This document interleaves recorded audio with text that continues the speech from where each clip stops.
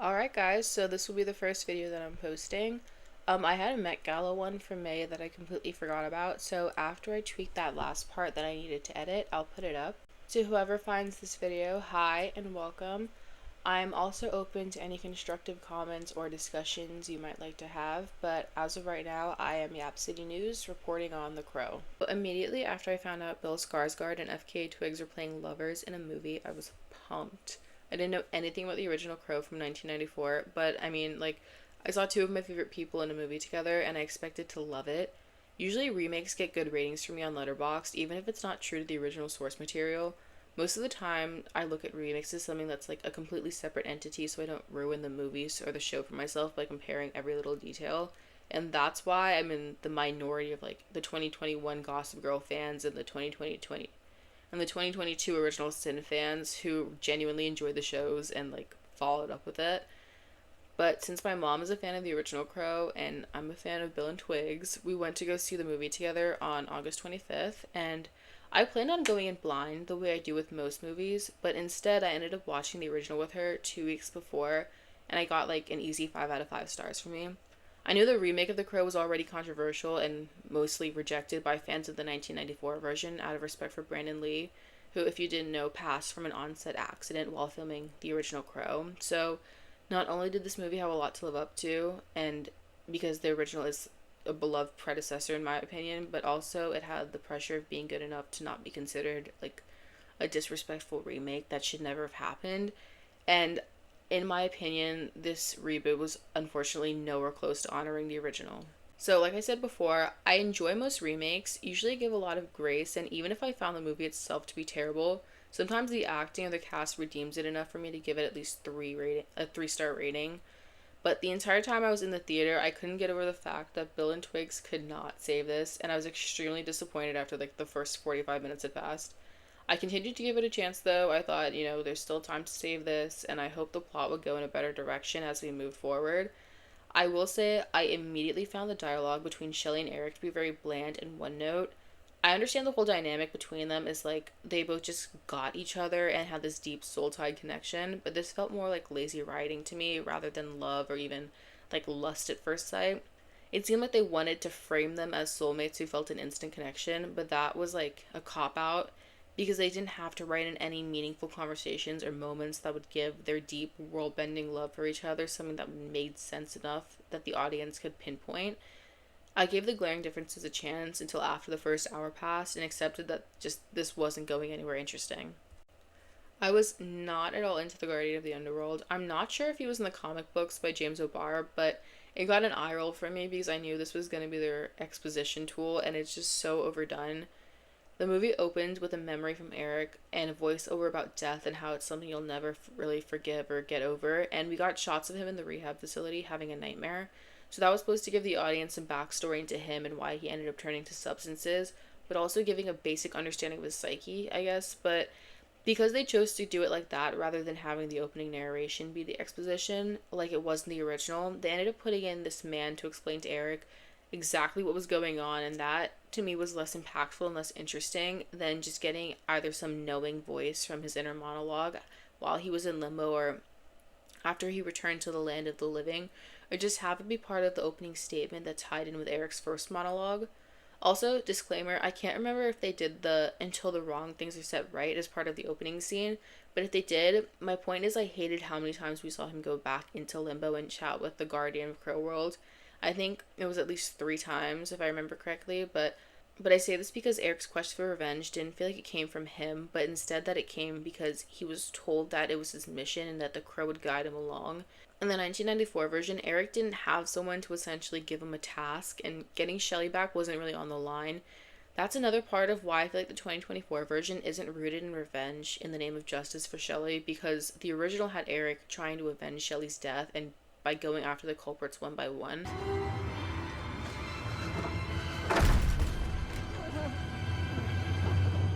And it's a part of his soul's unfinished business, but the 2024 version has a Lives for a Lives arc where Eric can bring her back if the wrong things are set right, and that to me feels like less of a revenge story, especially since in a typical revenge film, there's always the revelation that killing those people won't bring someone back, and I feel like that simple fact is usually a better reckoning for the protagonist, even though it's a commonly used theme.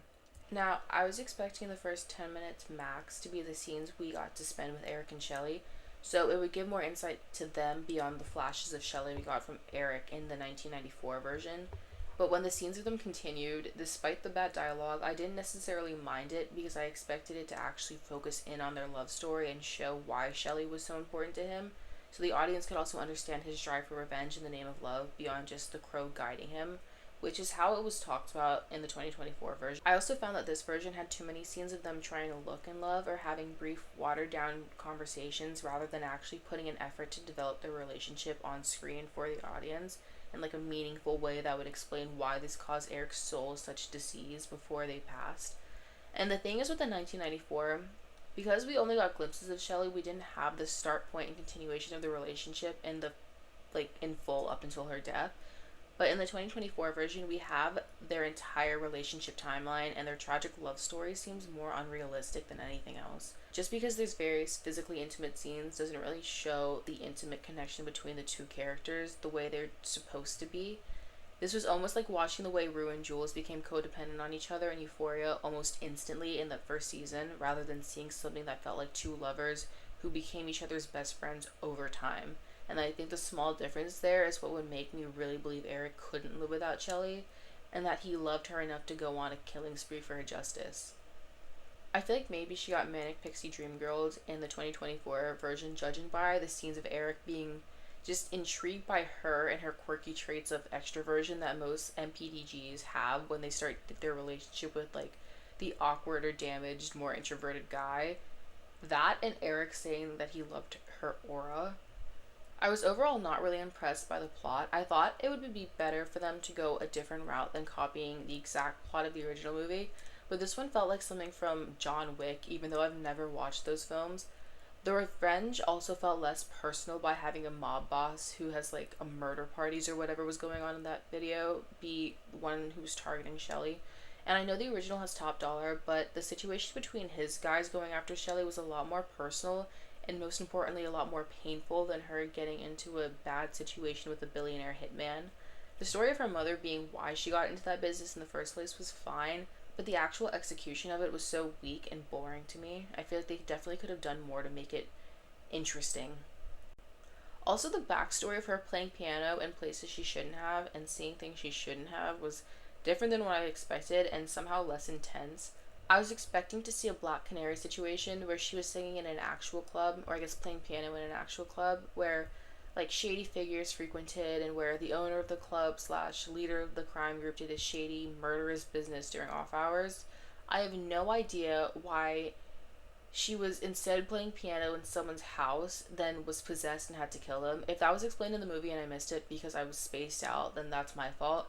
I know Eric didn't know she was possessed and might not have really and she might not have really understood it when she said that she did something bad, but that murder genuinely was not her fault or something she had to blame herself for. Correct me if I'm wrong, but it seemed to me that Vincent or whoever the guy was had some crow powers of his own that allowed him to control people. That to me didn't mean enough for Eric's perception of her needed to be tarnished, and I can tell that was only for the plot so they could go about making a deal with the Red Skull and having the ending not be two lovers having this satisfactory reunion in the afterlife. I'm not even sure if they were trying to set up a sequel where he and Shelley can reunite, but I can't imagine how boring and empty that plot would be. Also, if they're in a crime group, why are they so openly texting about their plans of where to meet and who killed who, and none of them seem to have passwords? Because Eric was always immediately on their phones checking messages.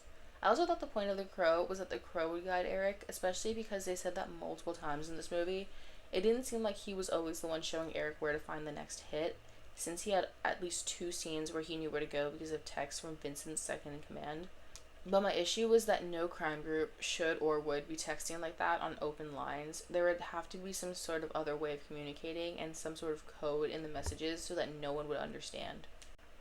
I rated this movie 1 star on Letterboxd, which I rarely ever do. Even if a movie was terrible, it usually gets at least 2.5 stars from me out of pity, but there was so much working against this that I was just plainly not enjoying my viewing experience. I felt bored, I felt disappointed because I was very excited in the weeks leading up to this, And I felt even more upset when I reasoned giving it 1 star in my head, because that for me is like bottom of the barrel. I really wanted to like this movie and I really wanted to find excuses to redeem it for myself, but I genuinely couldn't find any. A good barometer for me rating something 4 or 5 stars is whether or not I cried, and it's really not that hard to pull emotion out of me when I'm watching a movie. Maybe if I shed a tear, if I was at least choked up when Eric told Shelley he couldn't go back with her, this would have received 2 stars from me. But because I genuinely couldn't care less by the end, it's gonna keep a 1. I guess him sending her back with and having that be the way that their love lives on and everything she does was sweet, but my mom and I literally saw that coming, and I have no idea how the time logically went back to where they were first killed. Because Shelley woke up instead of him, even though he had gone around getting revenge, and if he ended up back there as if nothing happened, even though something did happen, like, I don't understand how that works with the timeline. I don't know, maybe if I wasn't thinking so much about how disappointed I was by the movie, I would have cried by the end, because thinking about it as an isolated clip from the rest of the film makes me a little teary eyed, and sometimes terrible films can get me in the last 2 minutes if it's sad enough. I'll have to rewatch it again when it comes on streaming and see if the end gets me and my feelings, but I was ready to go when I heard everything starting to wrap up. Anyways, if I got any details wrong about this, let me know. I've seen the original one once, and I just saw the new one, so I wanted it as fresh in my mind as possible before any of my Delulu forgetfulness got me. Otherwise, I would have rewatched the 1994 version again in full and done some more reading about it. But thank you for watching if you got to the end, and stay tuned for more of my little videos. Thank you.